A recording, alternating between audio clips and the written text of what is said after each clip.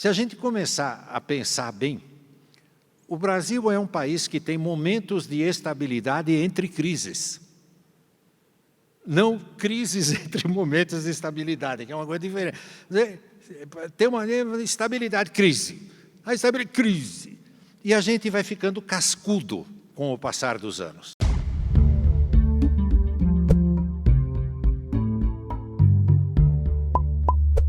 Olá! Um Brasil, uma realização da FEComércio São Paulo, recebe hoje um dos mais respeitados e admirados administradores do Brasil, Max Geringer. Hoje nós estamos aqui no Sesc Jundiaí e nós agradecemos esse espaço que nos foi cedido. Max Geringer foi presidente da PepsiCo no Brasil e também da Pullman. Ele atualmente é escritor com vários livros publicados sobre o mundo empresarial e as relações humanas que permeiam esse ambiente. Nós vamos conversar com ele sobre alguns assuntos muito pertinentes à atualidade, como comportamento do consumidor, liderança e emprego num ambiente cada vez mais volátil. E vocês vão descobrir que, além de tudo isso que eu disse, ele é um grande contador de histórias. Max, é um prazer recebê-lo aqui no Brasil. Obrigado, o prazer é meu. E para a gente começar, Max, eu queria falar sobre cultura organizacional. Às vezes é uma palavra um pouquinho estranha para quem está fora do ambiente, mas eu queria que primeiro você explicasse rapidamente o que é o conceito e depois como fortalecer a cultura de uma empresa para duas coisas, ao mesmo tempo que a empresa progrida, mas que também ela consiga acompanhar a velocidade cada vez maior do mundo dos negócios. Boa pergunta, né? Longa. Então, começando, o que é a cultura de uma empresa? É a maneira como as pessoas interagem, como elas enxergam a empresa, como elas fazem a empresa evoluir. O que as empresas acham que é a cultura da empresa? Uma frase escrita num quadro, normalmente de aço escovado, assim, contrata alguém da Academia Brasileira de Letras, escreve uma frase, nossa visão, nossa missão, nosso propósito, ou seja o que for. Quando eu comecei a escrever pela primeira vez, né, para a minha primeira revista, que eu ia escrever artigos semanais, eu me apresentei lá no saguão da editora e tinha o famoso quadro com a cultura organizacional, a missão e visão. E eu li aquilo, eu estava acostumado. Quem trabalha em empresa lê essas coisas, né? Li, quando eu cheguei para falar com o diretor de redação, ele falou, você por acaso leu aquele quadro que está lá embaixo? Eu falei, li sim, senhor. Ele falou, esquece, nós estamos aqui para vender revista.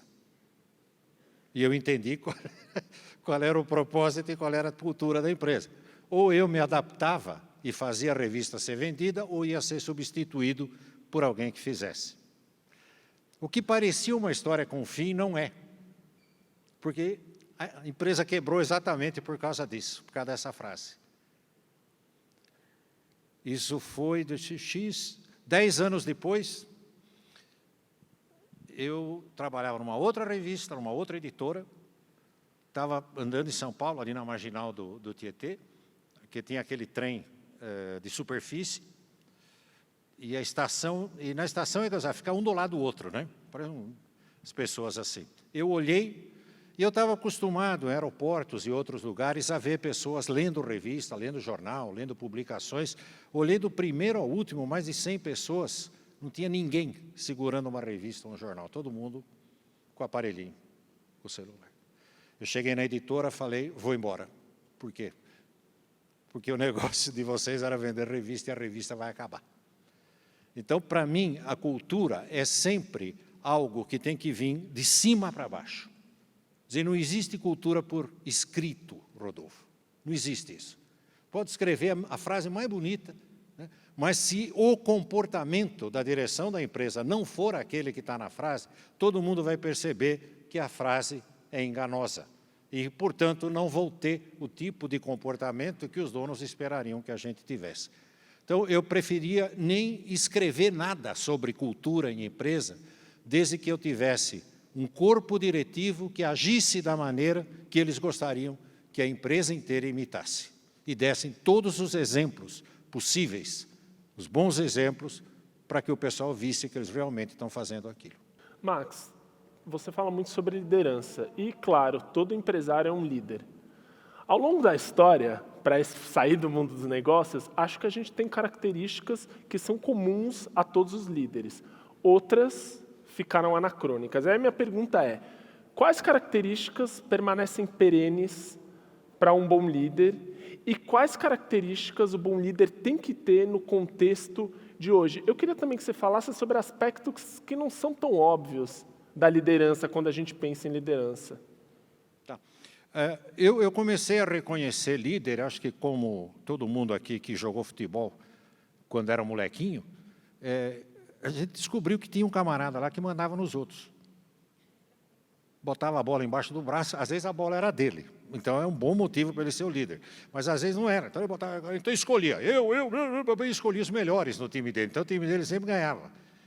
Então, quando eu fui encontrar essas pessoas, e isso é lindo em Jundiaí, ficou mais lindo ainda agora com as redes sociais, que a gente acha todo mundo, né?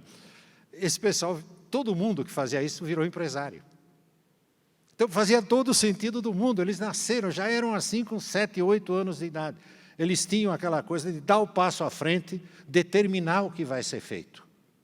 Então, essa, para mim, é a coisa do líder. É o que aglutina um grupo em torno de um objetivo. Como ele faz isso depende do grupo, depende do momento, depende do país, depende do negócio. Mas, basicamente, é o que ele faz.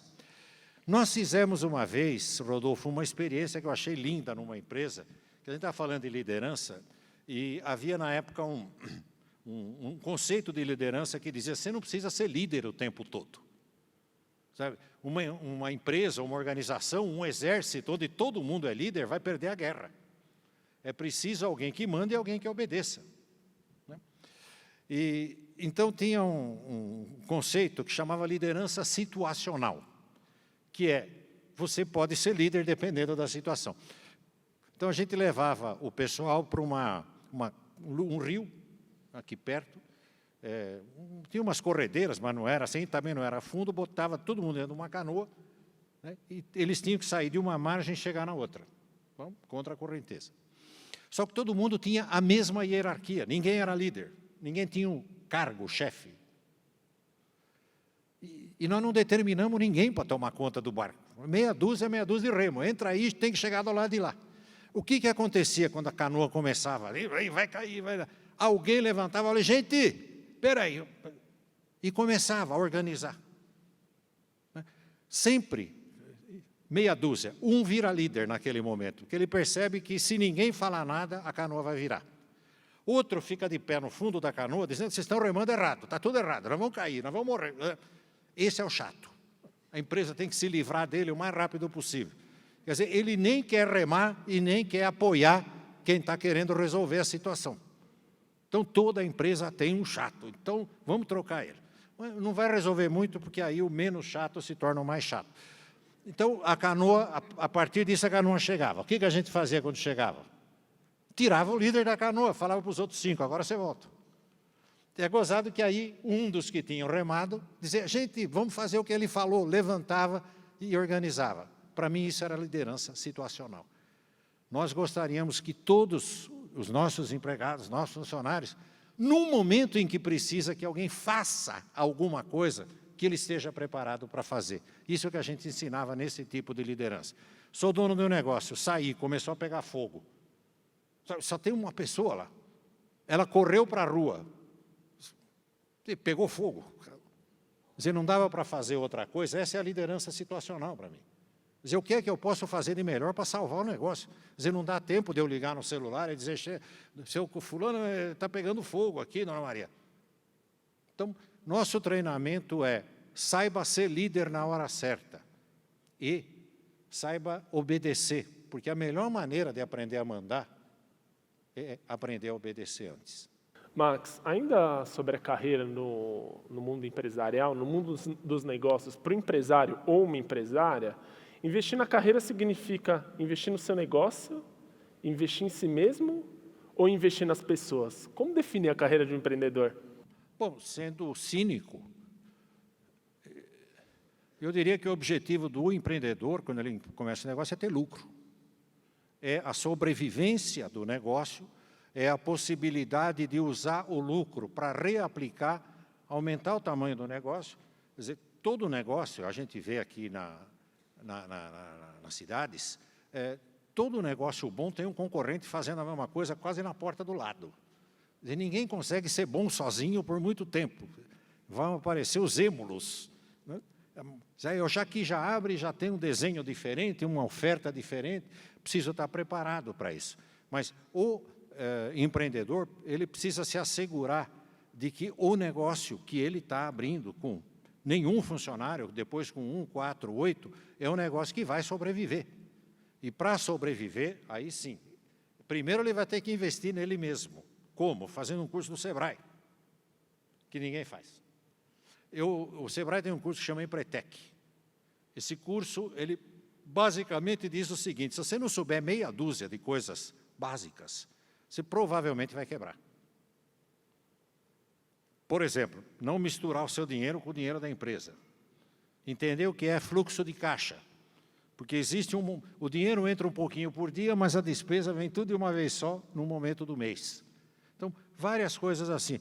Eu uma vez nós fizemos um quadro para televisão junto com o pessoal do Sebrae. Eu fui participar de uma aula do Empretec, achei lindo, porque tinha umas 20 pessoas lá que estavam aprendendo, né?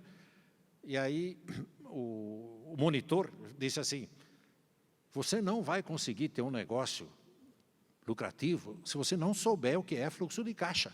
E aí um cara atrás de mim fez: oi! Ele tinha quebrado. E, aliás, toda a fila de trás tinha quebrado, e foi fazer o curso depois, e entendeu perfeitamente o que estava sendo falado. Então, para mim, começa por aí. O primeiro que tem que se desenvolver, entender claramente como funciona o negócio, é o dono do negócio. Às vezes vem de família.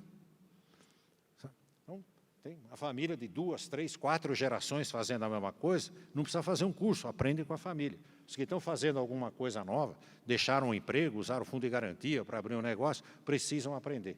À medida que forem crescendo, precisam contratar os melhores funcionários e investir nos funcionários. Então, mais ou menos nessa ordem. Quer dizer, eu acho que a gente tem que ser ótimos samaritanos nessa vida, mas primeiro a sobrevivência da empresa. Desculpe se eu ofendi alguém. Max, agora falando um pouco do lado do consumidor, o comportamento do consumidor, como a gente sabe, vê todo dia na mídia, mudou. E hoje as empresas são cada vez mais cobradas pelo que elas devolvem à sociedade, enfim, por questões éticas, por questão de posicionamento. E aí o que muda na hora que eu, empresário ou empresária, vou contratar alguém para atender? Quais são as características essenciais? Ele tem muito mais opções do que existiam há 20 anos. Eles podem comprar na loja ali do Largo da Matriz, ou pode comprar na China. E chega rapidamente. Miseravelmente chega rapidamente. Às vezes mais barato. Tá? Então, as opções aumentaram muito. Quando eu digo China, eu digo qualquer outro lugar do Brasil que está oferecendo a mesma coisa do que nós. Eu diria que aí entra uma coisa que às vezes a gente esquece, que chama simpatia. Por que que eu, cliente, vou a um determinado lugar sabendo que ali eu vou comprar alguma coisa mais cara, vou pagar mais cara do que eu pagaria se eu, por exemplo, pedisse pela internet? Porque eu sou bem atendido. Sou bem recebido quando chego. A pessoa para de fazer o que está fazendo para falar comigo. Se eu faço 10 perguntas e não compro nada, ela se despede de mim com um sorriso mesmo assim. Então, eu acho que nós estamos saindo para 2 extremos. O primeiro é que realmente vai haver um público que vai partir para compras online. Realmente. Por quê? Porque é cômodo. Então, como não tem a experiência de ir em algum lugar e apalpar o que vai comprar, essas coisas, apertar o pão para ver se está fresquinho, né? Vai existir isso. Então, não adianta, nós não vamos conseguir atrair esse consumidor. Precisamos segurar os que nós temos. E os que nós temos, precisa dizer para os outros, para os filhos, para as filhas, que existem lugares onde a gente é muito melhor atendido do que uma compra online. Uma vez eu fiz uma apresentação, disse que o pior lugar para alguém conseguir manter a fidelidade do cliente era supermercado. Eu sei que nós temos supermercadistas aqui. Por quê? imagina, o Rodolfo aqui, muita gente que está nos vendo, nós vamos no supermercado, pegamos 2 carrinhos, tá certo? Nós compramos um monte de coisa mesmo, não compramos? Um monte de coisa. Enche o carrinho, enche o segundo carrinho. Aí eu vou sair para pagar, tem uma fila enorme na minha frente. E lá do lado tem um caixa especial para quem tem menos de 3 itens. Comprou uma vela, uma caixa de fósforo. Então, vai embora. E eu, que sou responsável, estou no grupo que é responsável, provavelmente por 80% do faturamento da loja, porque eu encho 2 carrinhos, eu fico na fila. O gerente, que devia saber que eu sou responsável por 80%, nunca veio falar comigo. Aliás, eu não conheço o gerente do supermercado. Ele fica na salinha dele. O que me faria mudar para outro supermercado? Preço. Então, oferta todo dia, lá vende mais barato. Então, qual era a minha fidelidade com o anterior? 0. Por quê? Porque ninguém me tratava como uma das pessoas que iam fazer o faturamento da empresa chegar ao que se esperava no fim. Então, o que eu espero de uma loja? Que não faça o que o supermercado fez, que me tratem como se eu fosse o melhor cliente, mesmo quando eu não sou. Porque se eu não sou, eu posso vir a ser. Como eu disse uma vez, nós temos um monte de curso. Nós podemos ensinar um monte de coisa técnica. Nós não conseguimos ensinar simpatia para alguém. Quando chega alguém para a gente entrevistar para pedir emprego, nós olhamos no olho, no nariz e na boca da pessoa e falamos, essa é uma pessoa simpática. O resto eu ensino, mas esse sorriso é que vai fazer a diferença. Max, você agora colocou como fidelizar o cliente, a importância da contratação. Mas um desafio muito grande, sobretudo nas pequenas empresas, é que eu estou falando de comércio, serviços e turismo também, é que muitas vezes elas são só a porta de entrada para alguns profissionais. E eles acabam não ficando nessas empresas. Como que as pequenas empresas, em especial, que têm mais dificuldade, poderiam lidar com a questão da retenção de talentos? Bom, evidentemente pagando mais, só que aí a empresa quebra. Não? Quebra, não dá para pagar mais, sinto muito. Então, primeiro, deixa eu voltar a uma coisa que eu disse antes, mas que a gente não estava gravando. Quando nós contratamos a pessoa errada, ela vai embora rápido. Ou porque nós não dizemos a verdade na hora da contratação, ou porque nós contratamos uma pessoa que tem uma qualificação muito acima do que a gente precisava. Sabe, eu precisava de alguém ali que fosse um técnico de nível médio, e apareceu alguém com curso superior, mas ele está disposto a ganhar o que nós oferecemos. Está certo, ele fica por aí por enquanto, depois vai embora. Então, nós temos muito do funcionário por enquanto. Por enquanto não aparecer uma coisa melhor, eu estou aqui. Não é o que nós queremos. Qual é o que nós queremos? Posso contar isso aí? Okay. Por favor.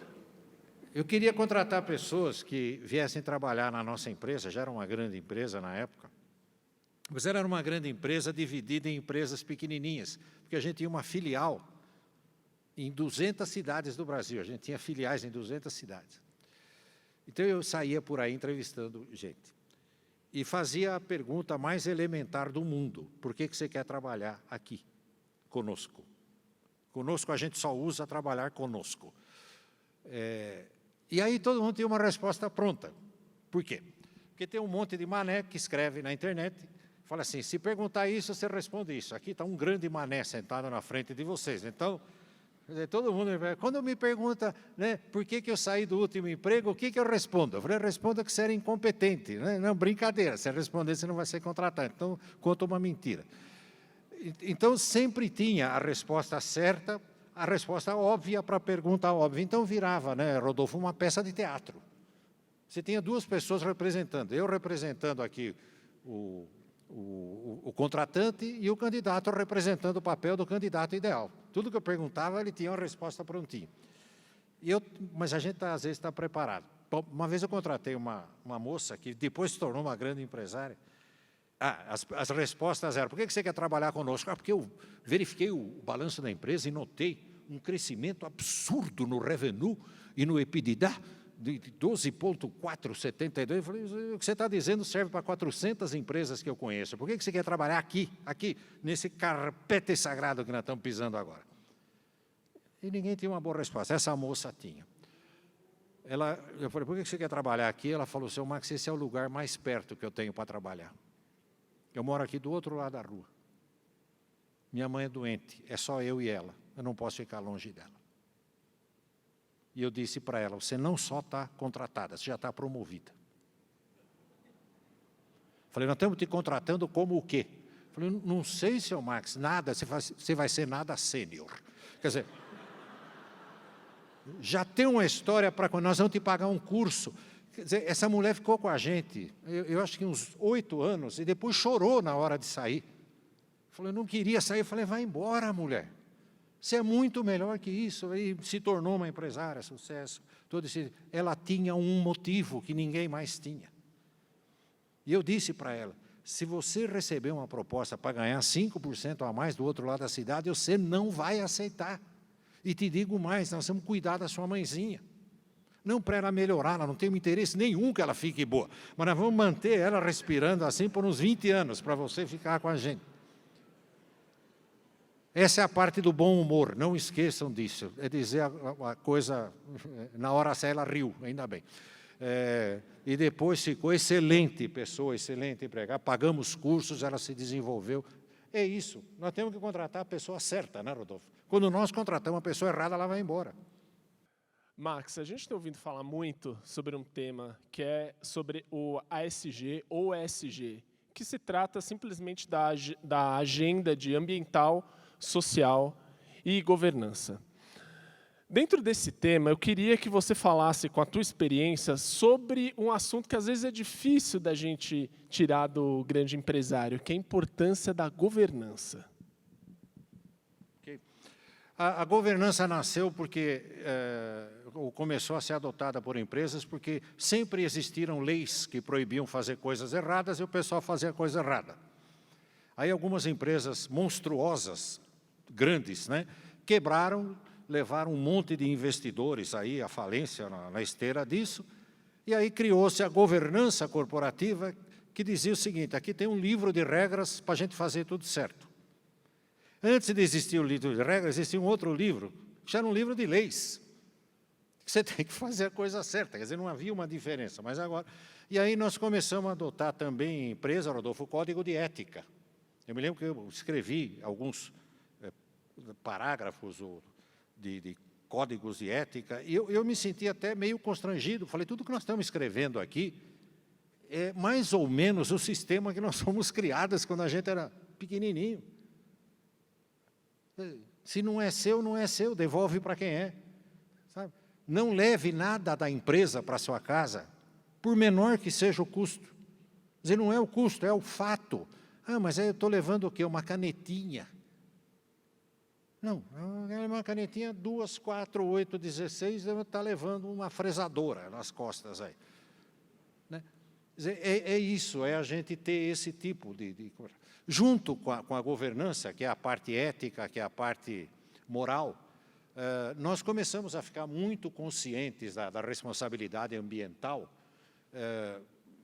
Não sei precisar o momento, mas em 1992, aconteceu no Rio de Janeiro a Eco 92, né? Quando veio um monte de gente aqui para discutir ambientalismo. E o Brasil se comprometeu a fazer um monte de coisa. 92, 2, 12, 22, 30 anos.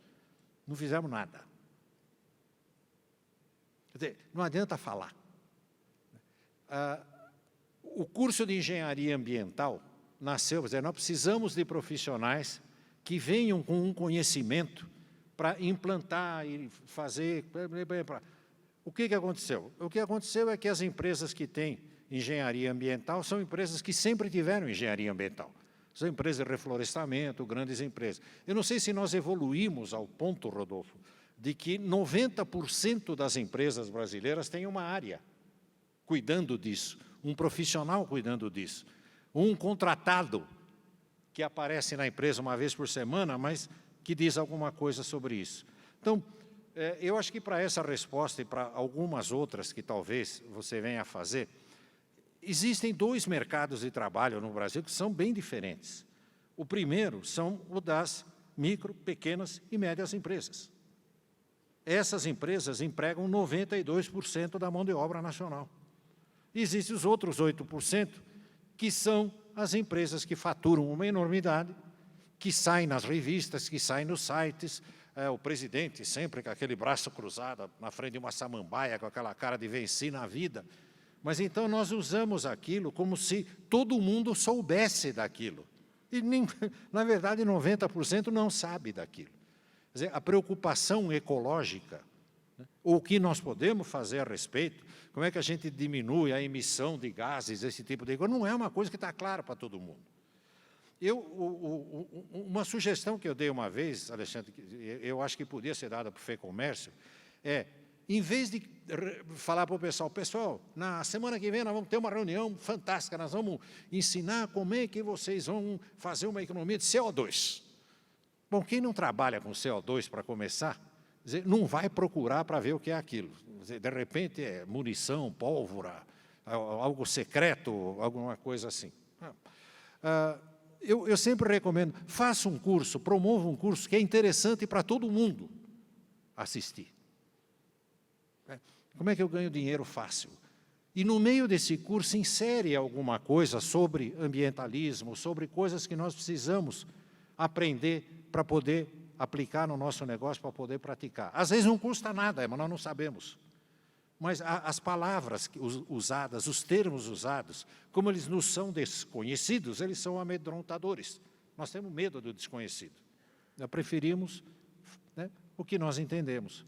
Então, um curso de fácil entendimento, entremeado por algumas boas explicações. Eu acho que essa é a maneira de conduzir 90% das empresas brasileiras nessa direção. Não é criticando, é ensinando.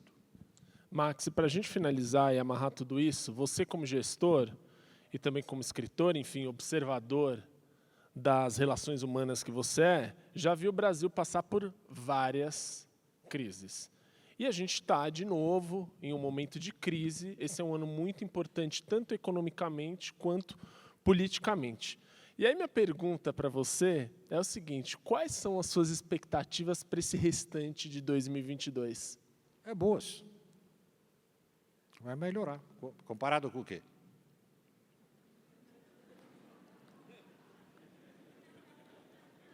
Depende do que a gente compara, né? 1945, Berlim Oriental, mês de agosto. Como é que vai ser o ano que vem? Muito melhor do que o ano passado. Perdemos a guerra aqui, destruíram a cidade, né? Crise é uma palavra que depende de idade, de quem fala sobre crise. Então, nós estamos diante de um auditório de pessoas de diversas idades, que já viram diversas manifestações de crises no Brasil. Para não ir muito longe, ou para ir muito longe, o Banco do Brasil quebrou em 1800 e alguma coisa, né? O maior banco brasileiro quebrou porque a gente dinheiro, não tinha dinheiro para pagar. Em 1994, nós tínhamos uma inflação medonha, medonha. O presidente Collor, Fernando Collor de Mello, estou dizendo assim bem pausado porque é antes de 2005, né? Então é antes do mundo ter começado. Então o presidente Fernando Collor ia ser empichado, termo da época, e não foi empichado porque ele renunciou no último momento, saiu, entrou Itamar Franco, que era o vice-presidente, com seu indomável topete. O Brasil passava por uma crise absurda, absurda. E se naquele momento, inflação assim, batendo lá 500% ao ano, Collor tinha uma bala só na agulha da arma. Só tem uma arma para matar o tiro. Falhou o tiro. Então não tem mais nenhuma. A poupança de todo mundo tinha desaparecido. O governo simplesmente acabou com a poupança. Nós não temos dinheiro. Você imagina, você acordar de manhã, se não tem, se tinha dinheiro no banco, não tem mais. A situação é ruim, só vai piorar. Em maio, entra em vigor o plano cruzado. Acaba com a inflação. A nova moeda, o real, vale mais do que o dólar. E nós começamos a crescer. Você imagina, sim, março, quando teve o carnaval, fevereiro, teve o carnaval, o presidente foi lá no Rio de Janeiro, tinha uma passista que subiu lá, se engraçou. Umas coisas de louco. A gente só saía na empresa mundial quando dava vexame. Ou para dizer que as coisas estavam ruins. Se naquele momento perguntasse, o que você espera do futuro, todo mundo diria, uma tragédia. Não, nós tivemos talvez o melhor ano da nossa vida, em muitos e muitos anos.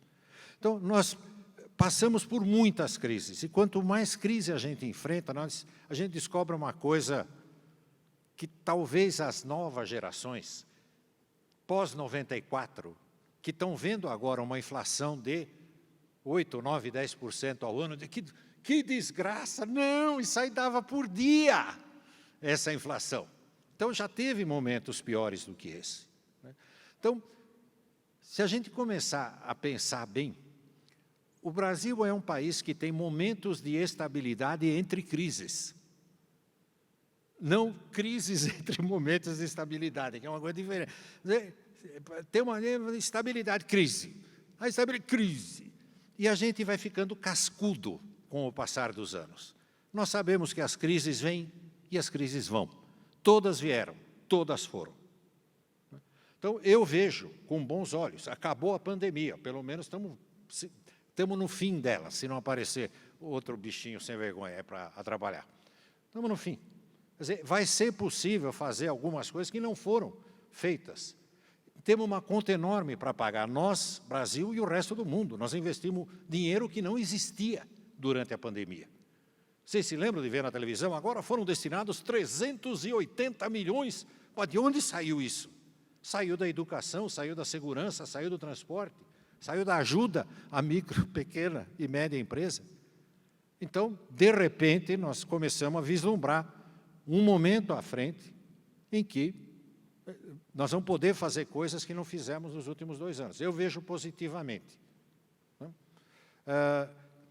O que eu lamento é que exista hoje uma tremenda polarização no tocante à eleição. Ano de eleição é uma desgraça no Brasil, né?